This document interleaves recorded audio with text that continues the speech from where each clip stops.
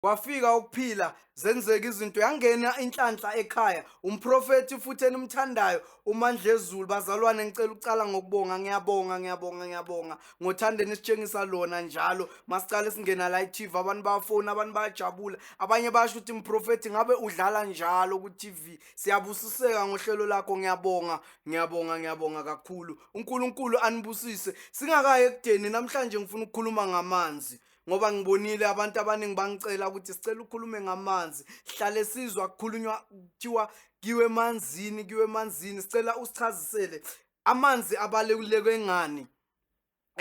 Futhi nibuze emntwini owaqala ukusiza ngamanzi, noma isibonakaliso sami sokucala safika ngamanzi. Singakayi ekudeni enzaso, ngicela u-invite abantu abawu-3 iya lapha ku-WhatsApp, u-invite abantu obathandayo abayi-3, ubatshele ukuthi nangumprofeti seka-TV, bese usave lamanamba wabonayo la escreenini ahamba kaso 062 78 98 25 2. Bese ugijime lapha ku-Facebook uyolike ipage lethu uthi Prophet Phumlani Nkosi, umthandazi omkhulu wasethembisa. Ngokwenza njalo ngiyakubonga futhi uNkulunkulu akubusise. Ngokulike nje ipage lethu mazenzeke izinto ozifunayo. Namhlanje sizokhuluma ngamanzi.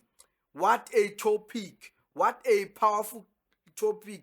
I-topic lena ke esensitive yet siyikhuluma nje, uyabo, ikhulunywa nje. Kuzobe kunenkonzo yamanzi, siye empophomeni, kanjalo ikhulunywa nje, kodwa lento le ijulile. Ngifuna ukusho ukuthi la emhlabeni spiritually, la ngizo-understandwa abantu abazi indaba zabo kuphela ezikamoya. Mangithi ezikamoya ngikhuluma ngabathandazeli, inyanga, abaprofeti. Bayazi ukuthi amanzi powerful ukudlula izinto eziningi. Amanzi powerful. Actually umuntu, izinto ezisemzimbeni wakhe eziningi zifunctiona ngamanzi. So umuntu singasho ukuthi sithi 98% ungamanzi. Umuntu nje ufunctiona ngamanzi. That is why abantu abaningi noma uya emhlolampilo ebhedlela, abodoktar ba-advise abantu ukuthi bawaphuze amanzi. Amanzi ayimpilo emzimbeni ethu, ayimpilo empilweni lesiphilayo, futhi ayimpilo nasesimoyeni. Amanzi powerful ngendlela eyisimanga. So amanzi ahlukaniseke ngey'gaba. Into engicabanga ukuthi abantu bafuna ukuyazi, kunamanzi abizwa ngokuthi impophomo. Ngiyazi ukuthi abantu baningi bayazi ukuthi ayisempophomeni, siyemanzini kanjalo. Okay, angicale ngokuthi awuyi emanzini ungazilanga. Leyo nto ibalekile, awuyi emanzini ungazilanga.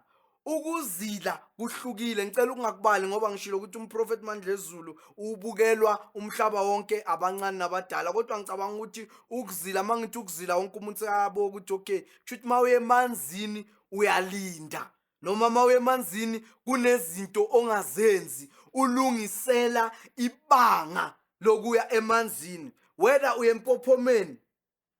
Yingakho futhi mawuye empophomeni ngiku-advise ukuthi ugcoke impahla ezimhlophe, ngoba lapha kuney'thunywa ezinamandla zamanzi. Kungcono uye ugcoke okumhlophe ukuthi zikukhanyisele, ezinye zikumbathe, ezinye ziphakamise isithunywa sakho, ezinye ziphakamise inhlanhla yakho, ezinye ziphakamise konke okuqhumanisa nawe noNkulunkulu ngesimoya. Amanzi kunemimoya. Asiye emanzini for fun, akuyiwa emanzini kuyodlalwa. Emanzini uyalinda, uyazila mawe emanzini. Kunamanzi wesibili, amanzi esiwazi ngokuthi amanzi wesiyalo. Amanzi wesiyalo yila manzi lawa aphuma phansi, anamandla kakhulu when it comes to inhlanhla nokuphakamisa. Ukuphakamisa isithunywa, ukuphakamisa naloku okunye engeke ngikubale, ukuphakamisa imimoya. Angisho kunabantu abanemimoya kodwa engahlambulukanga. So mawuye esiyalweni, ngiyak-advise ukuthi uphathe imali ekhanyayo. Kanti vele noma uye empophomeni, ngiyak-advise ukuthi uphathe imali ekhanyayo. Noma uyolwandle, phatha imali ekhanyayo.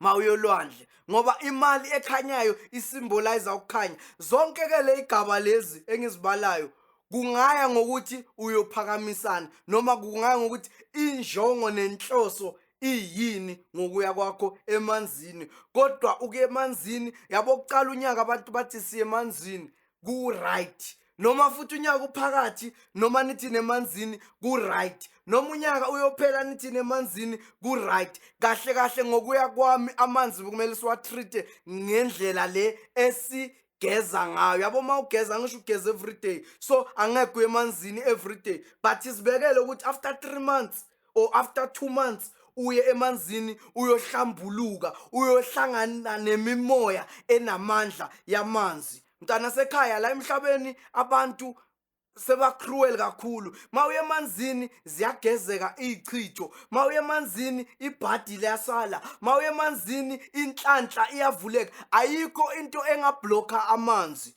Abantu bawabonile ama-testimony, abantu bafakaza njengoba besihlaselwe i-corona. Abantu ngibasiza ngamanzi kuphela. Ngivele ngikhulekise amanzi, ngithi phuza lamanzi, umuntu aphuze lamanzi, i-corona iphele emzimbeni. Babonile abantu banezifo enzima, abantu banamabhande, abantu bebaqabanga ukuthi ngiyobanikeza okuhlukile noma okuthusayo, ngoba mina vele ngishilo ukuthi mina okufikayo esimoyeni ngaso isikhathi mangithandazela umuntu yike ngumnikayo.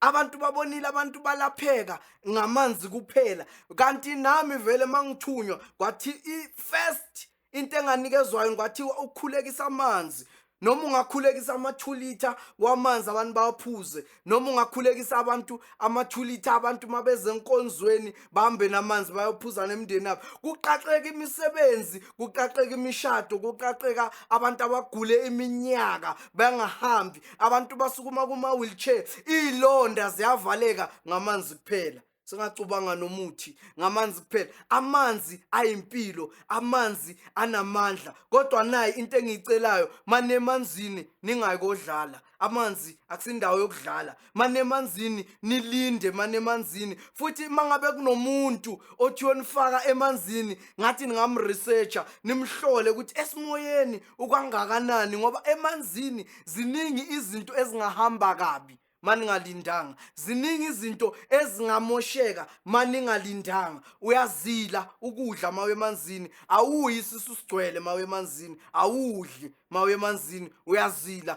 Ngathi ungazila nomama kwakho mawe emanzini, ngathi ungazila nobaba kwakho mawe emanzini, ngathi ungazila ne-girlfriend yakho mawe emanzini, ngathi ungazila nezinto ezibabayo esiziphuzayo mawe emanzini, ngoba masiye emanzini kunemimoya ezokumbatha. Angeke uye emanzini ngokweqiniso ulindile uyofaka umuntu onamandla kungenzeki next. Amanzi ayimpilo. Ngiyam-advise wonke umuntu othanda umprofeti Mandlezulu ukuthi akaye emanzini, futhi noma ufuna umprofeti Mandlezulu ayonifaka emanzini, niyabhuka la nithi umprofeti uyanina emanzini njengoba umprofeti aya njalo emanzini.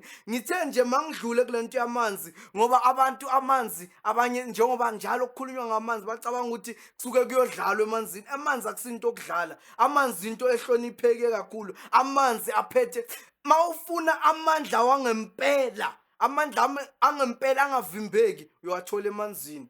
Angifuni ukuya deep, njengoba ngasho ngathi mina ngichaza la phezulu. Izinto e-deep uzithola masewuze kimi. Abantu la ngaphandle mangikhuluma izinto bayazikopa, bayenze ngathi izinto zabo. That is why mina ngingasakhuluma izinto ezi-deep. Ngikhuluma into nje ukuthi umuntu azi ukuthi hayi umprofeti Mandlezulu uyayazi lento futhi angangisiza kuyo. Kodwa abafuna ukuza emanzini, amanzi anamandla, futhi amanzi ngiyak-advise, noma bathi i-faith water ekhulekisiwe inamandla mntanseka, mawukholwa izokusiza. Nawu amanamba escreenini. Siyabonga. Amen.